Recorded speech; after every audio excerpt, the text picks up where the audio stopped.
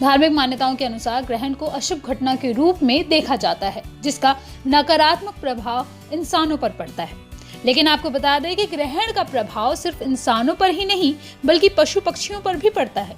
इस वजह से ग्रहण के दौरान पशु पक्षी अजीब हरकतें करने लगते हैं। इसमें सूर्य ग्रहण से लेकर चंद्र ग्रहण तक शामिल है।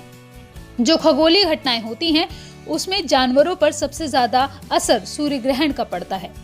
बहुत से जानवर समझ ही नहीं पाते कि ये क्या हो गया और वो अपने घर की ओर चल पड़ते हैं। जो पक्षी रात में जागते हैं उन्हें लगता है कि वो ज्यादा सो रही हैं।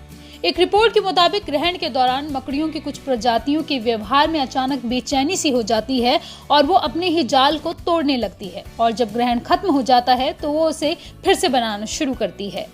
कुछ ऐसा ही बदलाव पक्षियों में भी होता है। जहां आमतौर पर वो दिन भर इधर से उधर उड़ते फिरते रहते हैं, लेकिन ग्रहण के दौरान वो अचानक अपने घर की ओर लौट जाते हैं। साल 2010 में हुए एक शोध के मुताबिक अर्जेंटीना और ब्राजील जैसे देशों में पाई जाने वाली बंदरों की एक प्रजाति, जिसे नाइट मंकी यानी रात का बंदर कहा जाता है, चंद्र ग्रहण होते ही डर जाते हैं। जहां आमतौर पर वो पेड़ों पर उछल कूद मचाते हैं, लेकिन ग्रहण के दौरान उन्हें पेड़ों पर चलने में भी डर लगता है। ग्रहण के दौरान चमगादड़ों में भी अजीब बदलाव आता है। ग्रहण के दौरान उन्हें भ्रम होता है कि रात हो गई है और वो उड़ना शुरू कर देते हैं। इसके अलावा सुपरमून के दौरान जब चांद ज्यादा चमकदार होता है तो बतखों के व्यवहार में भी बदलाव दिखने लगता है।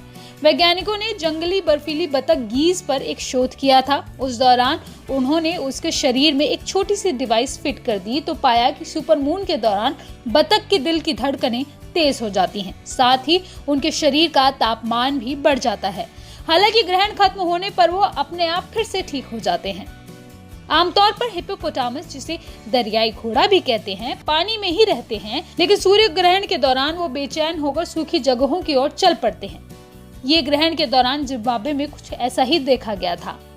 हालांकि आधे रास्ते में अगर ग्रहण खत्म हो जाता है और रोशनी वापस आ जाती है तो वो वापस भी लौट आते हैं।